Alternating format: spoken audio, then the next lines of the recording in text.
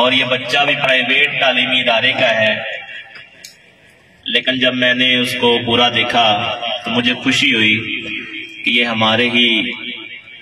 علاقے کے ایک گورنمنٹ سکول کے بچے ہیں، اور گورنمنٹ سکول کے بچوں کے اندر اتنا ٹیلنٹ اور اتنی چیزیں ہونا،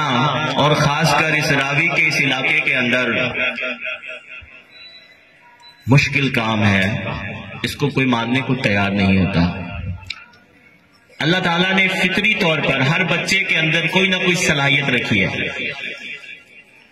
لیکن یہ کام اساتذہ کا ہے، اور اساتذہ ہی کانٹ اور چھانٹ کرتے ہیں۔ آپ خوش قسمت ہیں کہ آپ کو اچھے اساتذہ ملے، ایاز صاحب کی شکل و صورت کے اندر، یاسین صاحب کی صورت کے اندر، دیگر اساتذہ کی صورت کے اندر، کہ جنہوں نے اس گاؤں کے گردنواح کے دیہات کے راوی کے ان بچوں کو، وہی بچے ہیں، وہی دماغ ہے، وہی سب کچھ ہے، لیکن کانٹ چھانٹ کر کے، تراش خراش کر کے، نکھار کر ایک خوبصورت شخصیت کے مالک بنا دیا، اور آپ کے اندر چھپا ہوا ٹیلنٹ کو نہ صرف آپ کے سکول بھر کے، اس علاقے بھر کے اندر جو ہے وہ پھیلا دیا۔ اور یہ بڑی خوشی کی بات ہے۔ پیارے بچوں، وقت چونکہ کم ہے، میرے پاس بھی تھوڑا سا، ورنہ باتیں بہت ساری ہیں جو آپ سے کی جا سکتی ہیں،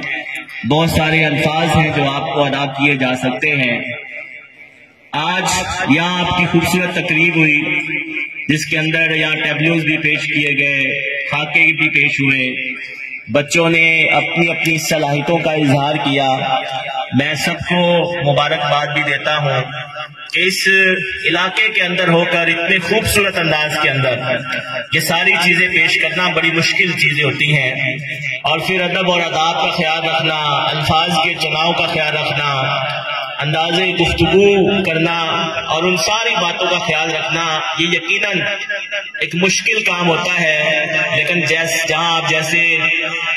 اساتذہ یہاں پہ مل جائیں آپ کو، ان جیسے اچھے، پھر یہ ساری چیزیں بہتر سے بہترین ہوتی چلی جاتی ہیں۔